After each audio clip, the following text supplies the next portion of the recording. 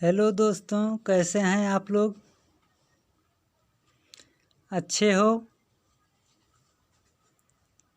मस्त रहो, व्यस्त रहो हमेशा।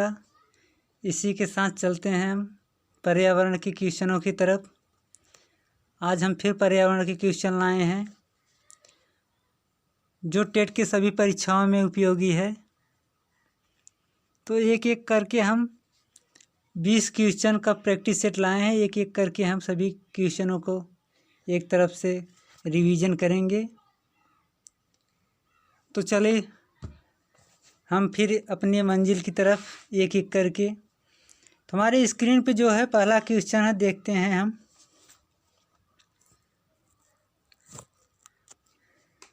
जीवों के पारिस्थितिकी कारकों का योग पर्यावरण है, यह कथन किसका है?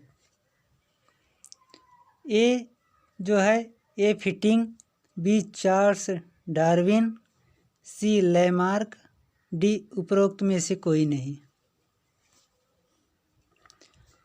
तो दोस्तों पहले क्वेश्चन का आंसर जो है ए हमारा सही होगा, ए फिटिंग। ए फिटिंग महोदय ने जो जीवों के पारिस्थितिकी कारकों का योग जो है उन्हें पर्यावरण कहा है, यह उन्हीं का कथन है, ए फिटिंग महोदय जी का। तो हमारा आंसर ए सही होगा। तो चले फिर हम आगे चलते हैं, बढ़ते हैं दूसरे क्वेश्चन की तरफ। दूसरा क्वेश्चन है, अधोलिखित में से भौतिक वातावरण का तत्व नहीं है। ए भूमि के रूप में, बी मृदा के रूप में, सी खनिज के रूप में और डी बस्तियों के रूप में। तो दोस्तों अधोलिखित में से जो भौतिक वातावरण का तत्व नहीं है, हमारे जो भौतिक वातावरण है उसका जो तत्व नहीं है, इन ऑप्शनों में से कौन सा ऐसा ऑप्शन है जो हमारे भौतिक वातावरण का तत्व नहीं है? तो इसमें जो बस्तियां हैं वो भौतिक वातावरण का तत्व नहीं है। भौतिक वातावरण के अंतर्गत भूमि, मृदा और खनिज, ये जो तीनों हैं ये हमारे भौतिक वातावरण का तत्व है, भौतिक वातावरण के अंतर्गत आते हैं। बस्तियां जो हैं ये भौतिक वातावरण नहीं है, तो हमारा आंसर इसमें से नहीं पूछा है, तो हमारा आंसर डी सही होगा। तो नेक्स्ट क्वेश्चन की तरफ चलते हैं। तो नेक्स्ट क्वेश्चन हमारा तीसरा क्वेश्चन जो है स्क्रीन पे दिखाई दे रहा है। सतत व अस्थायी विकास किस प्रकार की अवधारणा से संबंध रखता है? तीसरा क्वेश्चन जो हमारा है वो है, सतत व अस्थायी विकास किस प्रकार की अवधारणा से संबंध रखता है? ए नियतवादी अवधारणा, बी संभववादी अवधारणा, सी नवनियतिवादी अवधारणा, डी उपरोक्त सभी।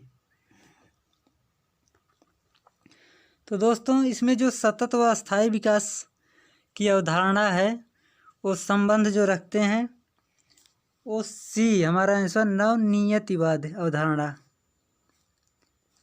नवनियतिवाद अवधारणा के अंतर्गत संबंध रखता है। कौन? सतत व अस्थायी विकास। तो चलते हैं नेक्स्ट क्वेश्चन की तरफ हम। क्वेश्चन नंबर 4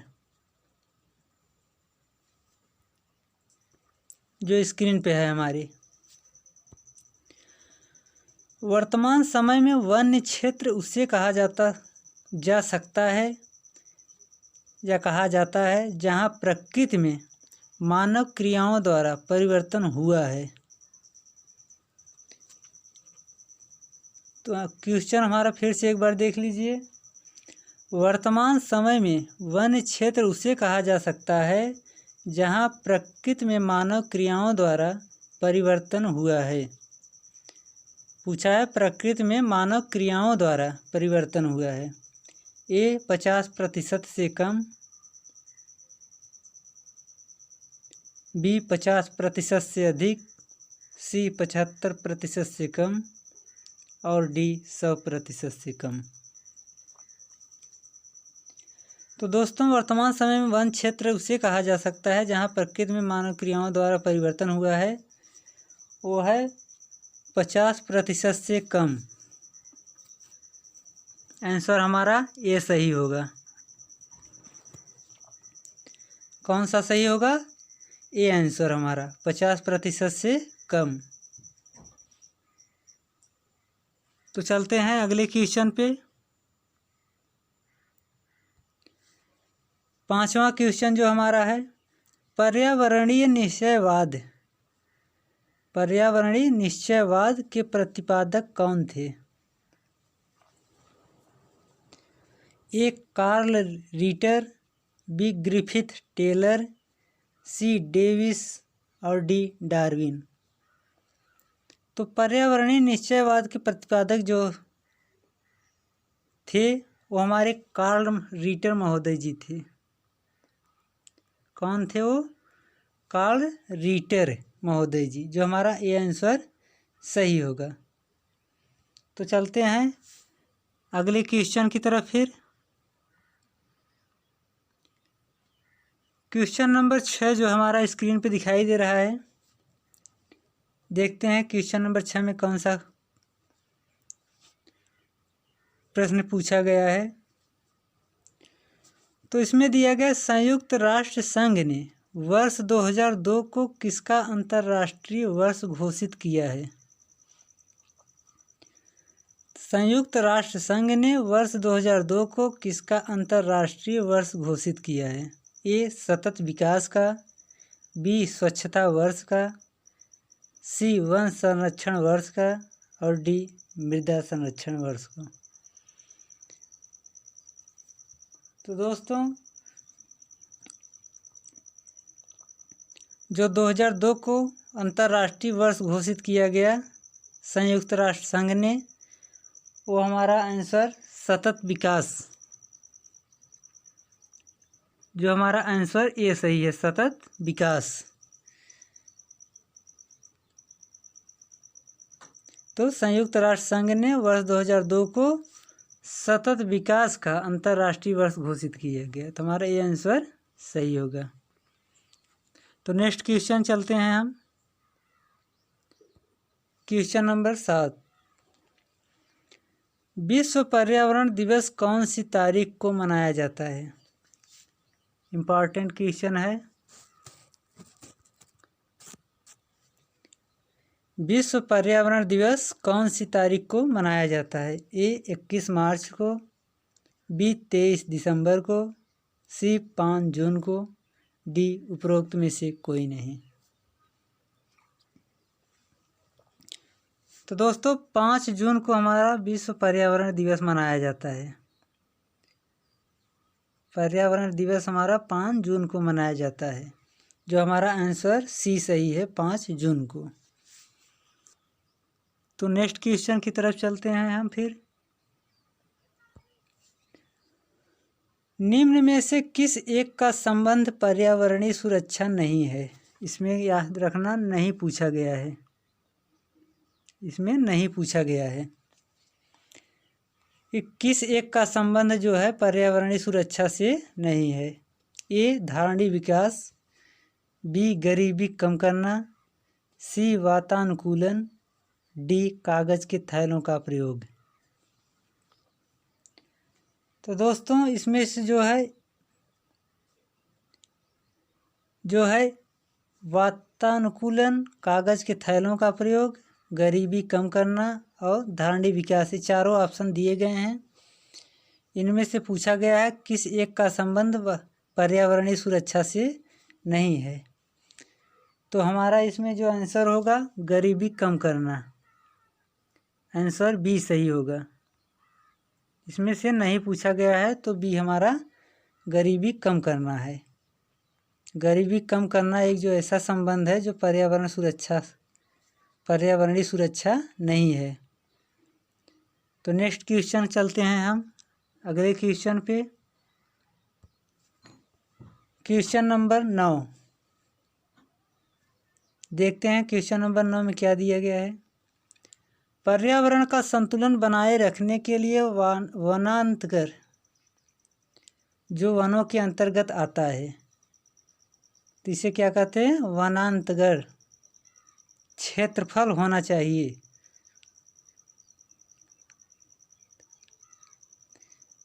तो इसमें दिया गया ए 20%, बी 23%, सी 33%, डी 53%। तो पर्यावरण का संतुलन बनाए रखने के लिए जो वनों का जो अंतर्गत होता है, वनांतर्गत क्षेत्रफल जो है, वनों के अंतर्गत जो क्षेत्रफल होना चाहिए वो कितना होना चाहिए। तो 20% होना चाहिए, 23% होना चाहिए, 33% होना चाहिए कि 53% होना चाहिए। तो दोस्तों, पर्यावरण को संतुलन बनाए रखने के लिए हमारा 33% वनों का जो क्षेत्रफल है, वनों के अंतर्गत जो क्षेत्रफल होना चाहिए वो 33% होना चाहिए। ठीक है, तो चलते हैं अगले क्वेश्चन पे, नेक्स्ट क्वेश्चन की तरफ। Question number 10। पेड़ पौधे प्रदूषण को घटाते हैं क्योंकि वे अवशोषण करते हैं। क्या अवशोषण करते हैं भाई, देखते हैं हम। जो पेड़ पौधे हैं प्रदूषण को घटाते हैं, तो क्या अवशोषण करते हैं। A sulphur dioxide, B carbon dioxide, C carbon monoxide, D इनमें से कोई नहीं।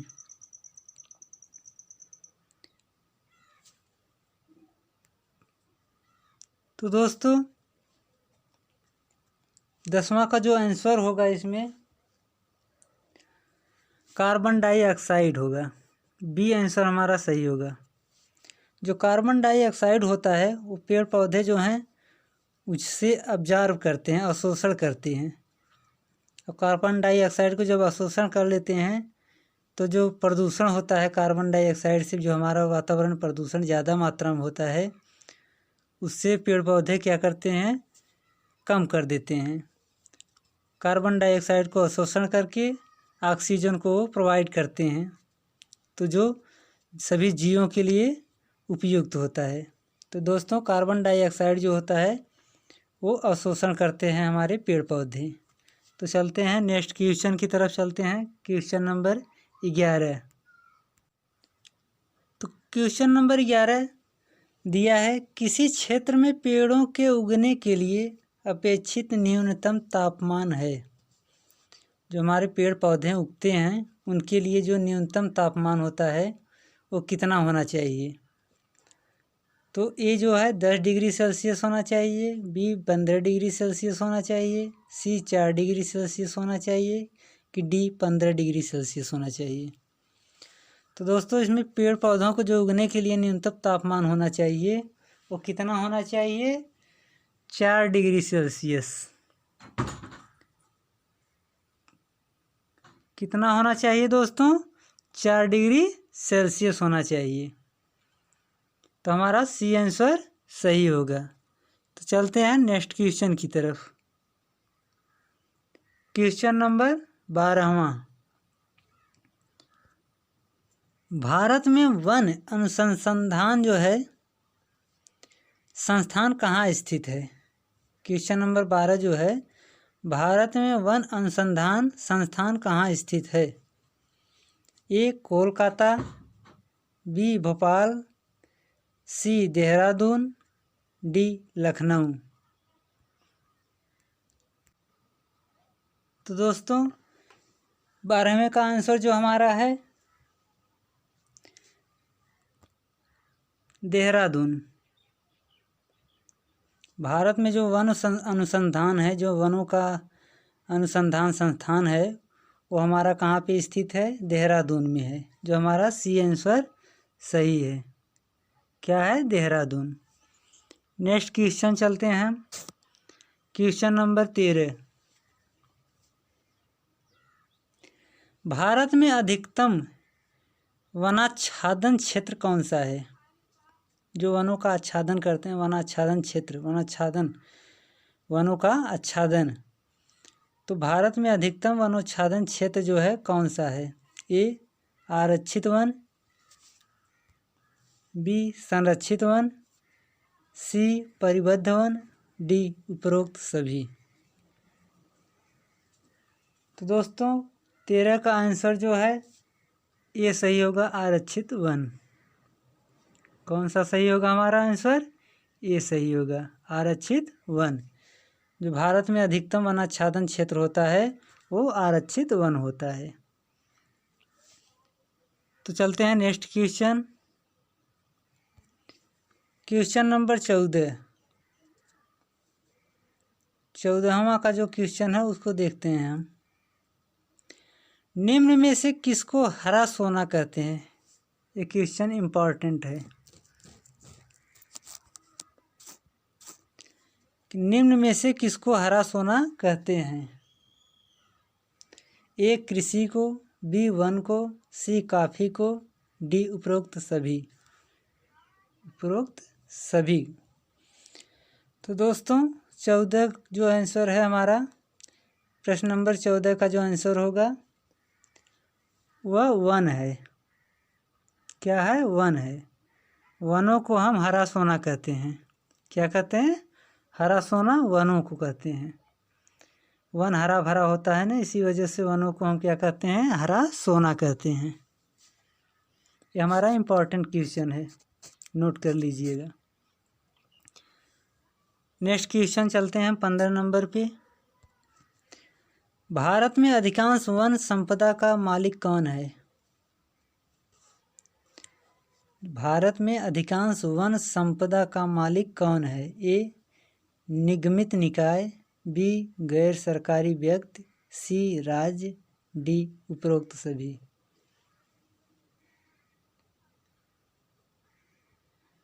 तो दोस्तों 15 का आंसर जो है हमारा सी सही है, राज्य। जो भारत में अधिकांश वन संपदा का मालिक होता है वो राज्य सरकार होता है, राज्य।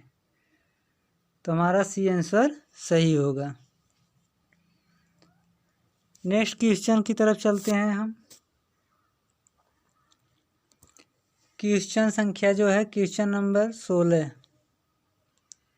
क्या है क्वेश्चन नंबर 16?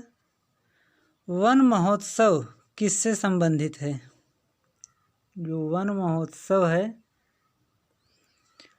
किससे संबंधित है? ए पेड़ काटना, बी पेड़ लगाना, सी फसलों में वृद्धि करना, डी पौधों का संरक्षण एवं संवर्धन। तो दोस्तों वन महोत्सव जो है, वन महोत्सव मनाया जाता है साल में। तो वन महोत्सव जो है वो पेड़ लगाना जो है, बी आंसर, पेड़ लगाना, पेड़ पौधों को लगाना, संख्या उनकी बढ़ाना, इनसे संबंधित है। तो वन महोत्सव जो संबंधित हो वो पेड़ लगाने से संबंधित है। तो हमारा बी आंसर सही होगा। कौन सा आंसर? बी हमारा सही होगा, पेड़ लगाना। तो चलते हैं नेक्स्ट क्वेश्चन की तरफ। दिया है क्वेश्चन नंबर 17 में, सोपान कृषि कहाँ की जाती है? जो सोपान कृषि है वो किस क्षेत्र में, कहाँ, मतलब पूछा है कहाँ की जाती है, किस क्षेत्र में की जाती है। तो ए दिया है पहाड़ों के ढलान पे, बी शुष्क क्षेत्रों में, सी पहाड़ों की चोटी पर, डी उपरोक्त सभी। तो दोस्तों सोपान कृषि जो है, कृषि वालों से जो कृषि के बारे में ज़्यादा जानकारियाँ रखते हैं वो कृषि की जो है उनमें मुख्य रूप से जो सोपान कृषि है वो हमारा जो है पहाड़ों के ढलानों पे जो कृषि करते हैं, जो छोटी छोटी कियारियाँ बना करके, मेड़बंदियाँ करके छोटी छोटी क्यारियाँ बनाकर जो कृषि की जाती है वो पहाड़ों की ढलानों पे की जाती है। यही पहाड़ों की ढलानों पे जो कृषि की जाती है इसे ही कहते हैं सोपान कृषि। क्या कहते हैं? सोपान कृषि। तो ये हमारा जो है ये आंसर हमारा सही होगा, पहाड़ों की ढलानों पे। क्योंकि मेड़बंदियाँ इसलिए करते हैं कि जो पहाड़ होते हैं, पहाड़ की ऊंचाई जो होती है वो ढलान की तरफ जो पानी सिंचाई करते हैं, तो एक क्यारी से दूसरे क्यारी में इस मेड़ की वजह से नहीं आ पाता है। और नहीं तो वहाँ पे जो ढलान होती है सभी पानी जो है लास्ट में आकर के यहाँ पे भारी मात्रा में इकट्ठित हो जाते हैं और यहाँ पे जो है सूखा फसल जो है सूखी पड़ जाती है। इसीलिए वहाँ पे जो है छोटी छोटी क्यारियाँ बना के फसल उगाया जाता है। तो इसी फसल को हम वहाँ पे सोपान कृषि कहते हैं, जो पहाड़ों के ढलानों पे की जाती है। तो चलते हैं नेक्स्ट क्वेश्चन की तरफ। प्राकृतिक संसाधन का उदाहरण नहीं है। ए जल, बी ऊर्जा, सी भूमि, डी इमारतें। तो दोस्तों प्राकृतिक संसाधन का उदाहरण जो इसमें नहीं है वो हमारा आंसर डी सही है, इमारतें। इमारतें जो है वो प्राकृतिक संसाधन नहीं है। बाकी जो ये तीनों है हमारे प्राकृतिक संसाधन है। जल भी प्राकृतिक संसाधन है, ऊर्जा भी प्राकृतिक संसाधन और भूमि भी प्राकृतिक संसाधन। लेकिन जो इमारतें हैं वो मानव निर्मित है। क्या है? मानव निर्मित। इसलिए हमारा जो प्राकृतिक संसाधन का उदाहरण नहीं है वो हमारा कौन सा है? डी इमारतें। तो हमारा आंसर कौन सा सही होगा इसमें? डी सही होगा। तो नेक्स्ट क्वेश्चन की तरफ चलते हैं। क्वेश्चन नंबर 19 देखते हैं। 19 क्वेश्चन क्या है? प्राकृतिक संसाधनों के नष्ट होने का सुमेल कारण नहीं है। इसमें क्या दिया गया है कि जो प्राकृतिक संसाधनों को नष्ट करते हैं, नष्ट होने का सुमेल जो कारण है नहीं, इसमें पूछा गया है, वो नहीं है। ए जनसंख्या वृद्धि, बी भूकंप, सी पर्यावरण प्रदूषण, डी वन्य जीवों का शिकार। तो दोस्तों इसमें जो है भूकंप दिया गया है, नहीं है। बाकी जो जनसंख्या वृद्धि है, पर्यावरण प्रदूषण है, वन्य जीवों का शिकार है, ये तीनों से हमारा पर्यावरण क्या होता है? जो पर्यावरण है वो नष्ट होता है। क्या होता है? नष्ट होता है। और जो हमारा भूकंप जो है, भूकंप इसमें नहीं आता है।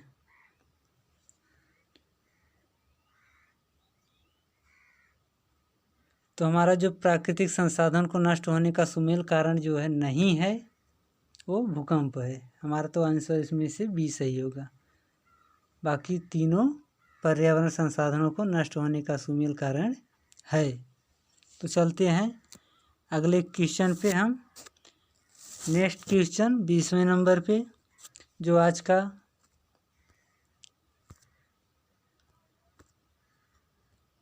लास्ट क्वेश्चन है। तो अंतिम क्वेश्चन को देखने से पहले इस चैनल को ज़्यादा से ज़्यादा शेयर करिए, लाइक करिए और कमेंट करिए। और दोस्तों साथ साथ शेयर करिए, दोस्तों से कहिए सब्सक्राइब भी करिए, जिससे हमारा जो भी वीडियो हम बनाए पहले वो आपको यूट्यूब पे डालने के उपरांत आप लोगों के पास तुरंत पहुंच जाए। तो सब्सक्राइब करके बेल आइकन घंटी जो है, सब्सक्राइब करने के बाद जो घंटियाँ हैं उसको प्रेस करिए, जिससे सभी हमारे वीडियो जो है आपके पास पहुंच जाए। तो देखते हैं हम लास्ट क्वेश्चन जो है, पर्यावरण की मूलभूत संकल्पना नहीं है। इसमें पूछा गया है क्या? नहीं। तो पर्यावरण की मूलभूत संकल्पना जो इसमें नहीं है वो क्या है, देखते हैं हम आंसर में। जो हमारा ऑप्शन दिया गया चारों, ए है अनुकूलन, बी जनसंख्या वृद्धि, सी परिवर्तनशीलता, डी पार्थिव एकता। तो दोस्तों पर्यावरण की जो मूलभूत संकल्पना नहीं है वो हमारा जनसंख्या वृद्धि है। क्या है? जनसंख्या वृद्धि। बाकी जो मूलभूत संकल्पना हमारा अनुकूलन है, परिवर्तनशीलता है, पार्थिव एकता है, लेकिन जनसंख्या वृद्धि हमारा नहीं है। तो दोस्तों इसी क्वेश्चन के साथ साथ हम अब समाप्त करते हैं। हम फिर अगले दिन मिलेंगे ऐसे ही अच्छे अच्छे क्वेश्चनों के साथ। तब तक के लिए ओके बाय।